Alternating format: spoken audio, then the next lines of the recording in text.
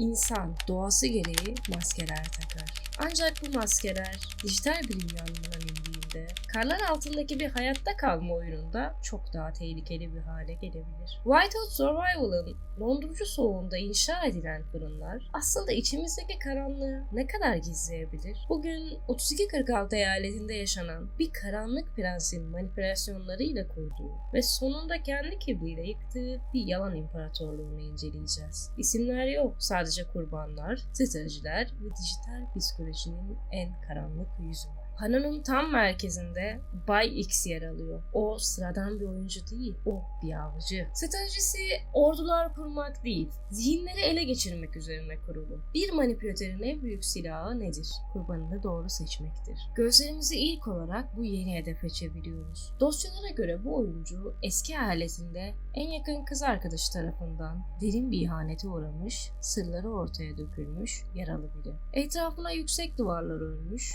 kimseye güvenme kuralıyla oynayan bir profil. Bay X tam da bu duvarların arasından çatlaklardan içeri sızıyor. Anlayışlı, güvenilir ve zararsız bir dost maskesiyle. Ancak manipülasyon ustaları iyi bilir ki tek bir hamleyle asla yetinmezler. İşte zihin oyunlarının başladığı yer. Bay X bir yandan yeni hedefine güven ışıdırken aynı anda bir başka kadını Pano'daki adıyla tehdit edileni kendi psikolojik kafasına kilitliyor. Bu böl ve yönet taktiğinin en acımasız halidir. Adam kadını tamamen izole ediyor. Oyun içi ismini zorla değiştiriyor. Profillerini kendisiyle eşleştiren mülkiyet ilan ediyor. Ve kimseyle konuşamazsın. Benim dışında kimseye ilgi gösteremezsin. Cinsiyetinin ne olduğunun farkı yok diyor. Bu baskıyla onu temelde yalnızlaştırıyor. Peki eğer siz bir manipülatör olsaydınız, iki kurbanın bir araya gelip kurduğunuz bu oyunu bozmasını nasıl engellersiniz? Tabii ki hedef saptırarak. Bay X izole ettiği kadına o yeni gelen kızla konuşma. Onun kendi sorunları var. Psikolojik sıkıntıları var. Arkadaşlıktan anlamıyor. O deli diyerek korku ekiyor. Bir narsistin en sevdiği savunma mekanizmasıdır bu. Kurbanlarını birbirine düşman ederek gerçeğin üzerine örtmek. Ancak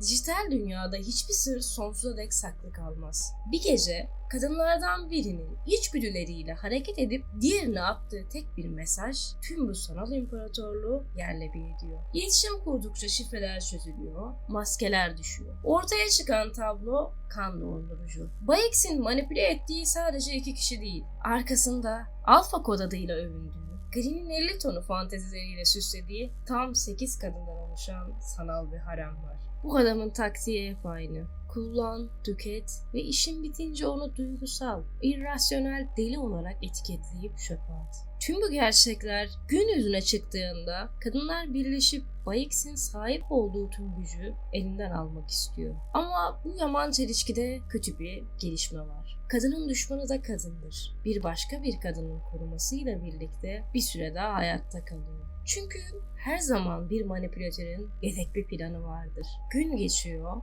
ve onu koruyan kadın ise bir zaman sonra şunu anlıyor. Aslında ona yardım etmek için onu bu oyundan çıkarmaya çalışan kadınları hiçe saydığını. Peki hikaye gerçekten bu şekilde bitiyor mu? Hayır. Çünkü toksik karakterler değişmez. Sadece sahneleri değişir. Manipülatörümüz büyük bir yüzsüzlükle o eskiden tanıdığı, onu koruyan, daha önce kullanıp terk ettiği, deli dediği o eski kurbanına geri dönüyor. Üstelik tüm bu kadınların uyarılarını dinlemeden. Ve tıpkı Joker ve Harley Quinn'in o karanlık hastalıklı döngüsü gibi. Çift avatarları yapıyorlar. Sanki tüm o yıkım, tüm o saçmalıklar hiç yaşanmamış gibi Bruce Wayne tarzı bir kibirle biz yıkılmayız oyunu oynuyorlar. Dışarıdan bakıldığında trajik bir sadakat gösterisi. Fakat gerçeklerin gün yüzüne çıkma gibi bir huyu vardır. Ve en büyük trajedi detaylarda gizlidir. O eski kurbanıyla bu çarpık aşk pozlarını verirken bile eş zamanlı olarak yine başka biriyle flört ederek mesajlar atmaya, yeni bir ağ örmeye çoktan başlamıştır.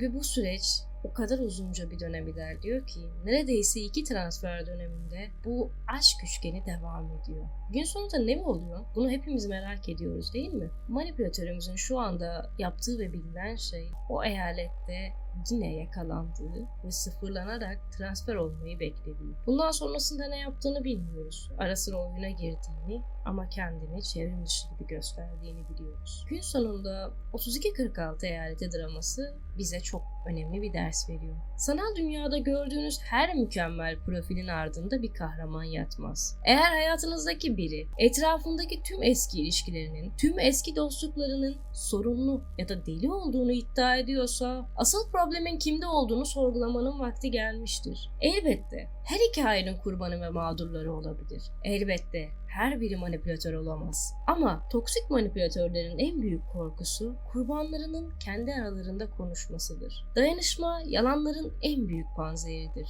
Karlı diyarlarda hayatta kalmak istiyorsanız sadece fırınlarınızı değil zihninizi de korumak zorundasınız. Gün sonunda bu sadece bir oyun. Elbette hepimizin kendi eyaletlerinde yaşadığı kendi dramaları var. Ama bu hikayeyi size paylaşmak istedim çünkü bazen insanlar oynadığının bir oyun olduğunun farkında olmuyor. Bazen verdiğimiz kararları tamamen anlık, bir hoşlantı, bir adrenalin hissiyle yapıyoruz. Gün sonunda kendimize ne kadar zarar verdiğimizi, başımıza neler gelebileceğini hesaba katmıyoruz. Elbette oyunlarda sanal flörtler yapmak ya da eğlenmek hepimizin hakkı. Ama bunu yaparken kendi kimliğinizi, kendi kişiliğinizi zarara uğratmadığınıza ve kendinize zarar vermediğinizden emin olun. Bence yaşanılan her acı hikaye yarın insanların o hataları yapmamaları için bir adım olmalı. İnsanlar konuştukça ve siz kendi gücünüzü kazandıkça daha güçlü olabilirsiniz. Hiç kimsenin size zarar vermesine izin vermeyin. Siz kendi hayatınızı, kendi kurallarınızı koyun.